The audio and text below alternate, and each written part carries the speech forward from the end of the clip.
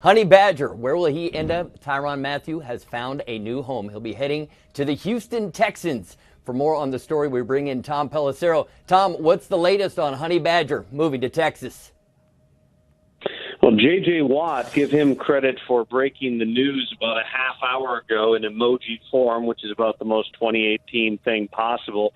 Tyrann Mathieu, I am told by a person with knowledge of the contract, has signed on with the Houston Texans. It's a one-year deal with a base value of $7 million.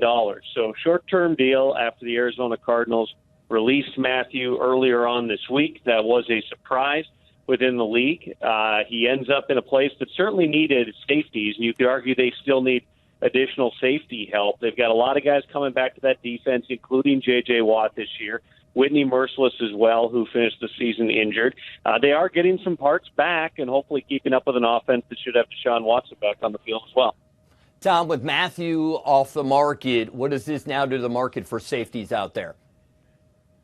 It's been a remarkably stagnant market and frustrating for some of the players and the agents who are out in it.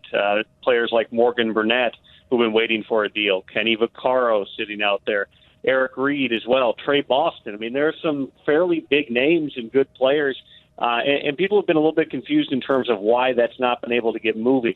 There were multiple teams that were interested in Tyrann Mathieu. The Kansas City Chiefs were one team that was at least interested in looking into it. I know that some people felt maybe the Green Bay Packers even would be interested as well. Matthew's a versatile player. He's obviously played plenty of cornerback through his career as well as safety.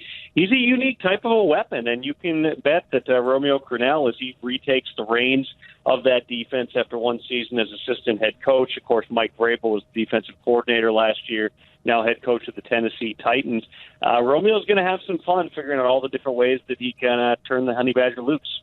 They add a little more star power to a star-studded defense led by J.J. Watt, and you talked about how J.J., tweeted out the emojis of the honey. So when you look at bringing Mathieu into the Texans and his versatility, do you think that's the right fit for him?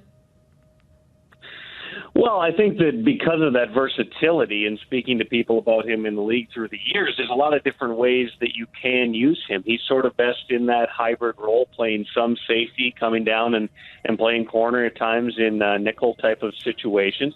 And that might be something that they felt that they were lacking. I mean, they had so many injuries last year, it's a little bit difficult to judge where they are at from a personnel perspective. You also have a new general manager down there now, Brian Gaine, calling the shots. He's very tight with Bill O'Brien. Don't overlook that in everything that the Texans are doing this offseason.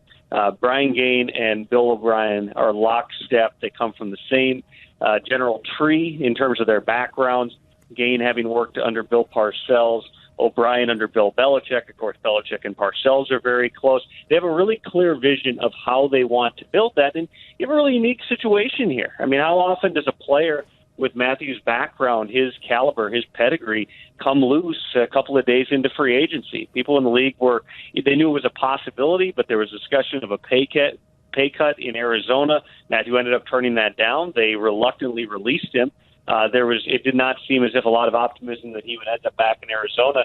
Instead, he goes to Houston, trying to help a team that's playing in a division that certainly seems much improved when you look at the Tennessee Titans getting into the postseason last year, the Jaguars going to the AFC title game, and if Andrew Luck is healthy, the Colts figure to be... Tom, when you think about Mathieu and just signing a one-year deal, he's only 25 years old. He'll be 26 before the start of next season. Do you think this helps him? Is he betting on himself by doing a one-year deal to set himself up for a big contract next offseason? Well, there's no question. And generally when established players take one-year deals, it's that they did not necessarily see the market that they were hoping would form. Sheldon Richardson did it. Mo Wilkerson did it. Now you're seeing Tyrann Mathieu did it. And you just have to hope you stay healthy, you play well, and you're able to cash in 1 year from now. Tom Pelissero, thank you very much for the time and for the information.